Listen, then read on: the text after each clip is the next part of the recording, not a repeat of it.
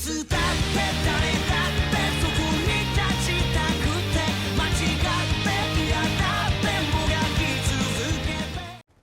going on YouTube? Demon Ralph here. Alright, I know I'm late on this. I know I'm late on a lot of things I'm going to be reporting on the next couple of days.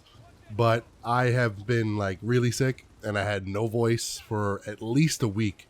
Now, I know I've been probably gone a little bit longer. I think I live streamed, and before that, I did make a video for like a week. But, you know, to not continue to ramble, I apologize. And like I said, I had no voice. So here I am making a video on something I wanted to talk about, even though it's old news already.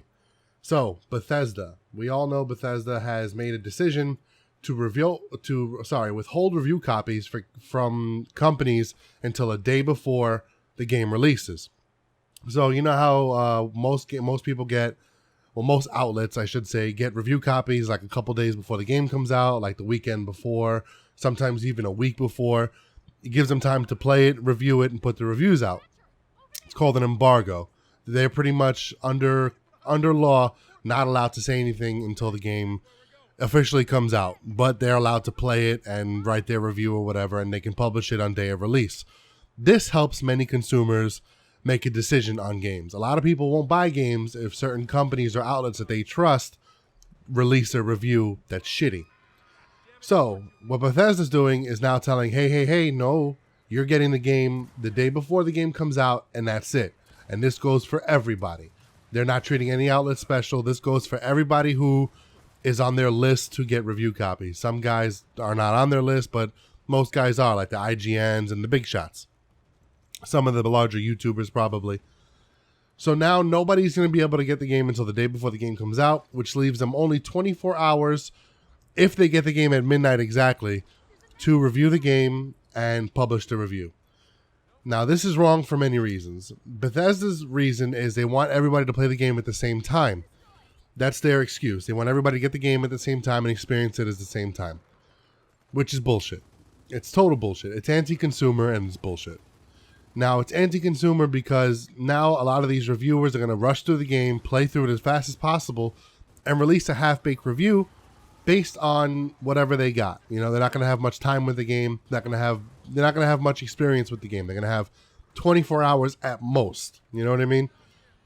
So how are we supposed to now trust reviews that come from Bethesda when we all know that the developers or whoever you know gets the game, not developers, but whoever gets the game, you know, be it a YouTube person, be it a news outlet or a magazine company, or whoever you trust your reviews from, is going to have a full 100% honest review, knowing that they have to get their review out the next day, knowing that they have to, because it can't be a day late.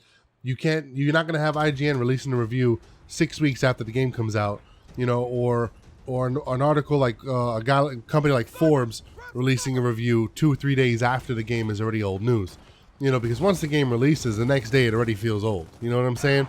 You know, a lot of people may not feel that way, but, you know, a lot of people are already on to the next game. You know, the game comes out, you beat it, and you're on to the next game. Games are like cars. Like, they lose their value once they've been on the market for a little while. You know, it's just how things are. So getting your review out late is going to bring less traffic. It's going to bring, you know, less people are going to be interested in your article or your review itself. They've already read or seen 2 or 3 other ones. You know what I mean? It's causing the consumer to go off a review that is not 100% well thought out. That's what I'm trying to say. So you would think we have enough, you know, anti-consumer practices in video games, right? You think there's enough bullshit already. No, because now we have more. Now we have this.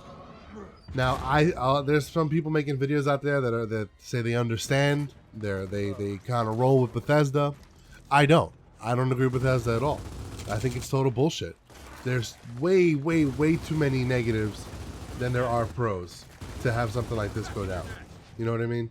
I personally believe that video games are, for whatever reason, not held to the same standard as other entertainment mediums.